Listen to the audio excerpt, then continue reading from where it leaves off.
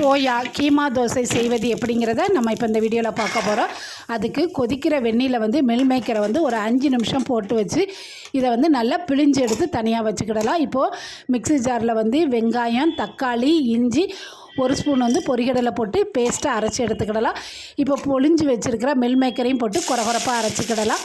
இப்போ ஒரு பாத்திரத்தில் வந்து எண்ணெய், வெங்காயம் போட்டு நல்லா வதக்கி விட்டுக்கிடலாம்.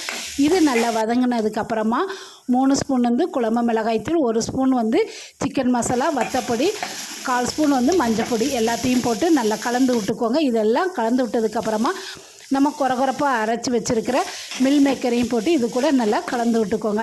நல்லா கலந்து விட்டதுக்கப்புறமா நம்ம அரைச்சி வச்சுருக்கிற மசாலா, கிரேவிக்கு தேவையான அளவு தண்ணி, உப்பு போட்டு நல்லா ஒரு 10 நிமிஷம் பச்சை வாசனை போகிற அளவுக்கு நல்லா கொதிக்க வச்சு எடுத்துக்கிடலாம். நல்லா வெந்ததுக்கு அப்புறமா இது கூட வந்து ஒரு கை நிறைய கொத்தமல்லி இலை தூவி இறக்குனா சுவையான கீமா ரெடி ஆயிடுச்சு. இப்போ தோசைக்கல்லில் வந்து நம்ம தோசை ஊற்றி எடுத்துக்கிடலாம்.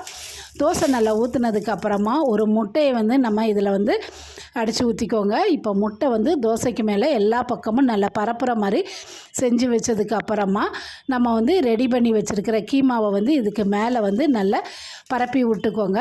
பரப்பி விட்டதுக்கப்புறமா 1 ஸ்பூன் வந்து எண்ணெய் அல்லது நெய் ஊற்றி 2 பக்கமும் பெரட்டி போட்டு எடுத்திங்கன்னா சூப்பரான சுவையான கீமா தோசை ரெடி ஆயிட்டு. கண்டிப்பாக நீங்களும் இந்த மாதிரி ட்ரை பண்ணி பாருங்கள். இந்த வீடியோ பிடிச்சிருந்துச்சி அப்படின்னு சொன்னால் லைக் பண்ணுங்கள், ஷேர் பண்ணுங்கள்.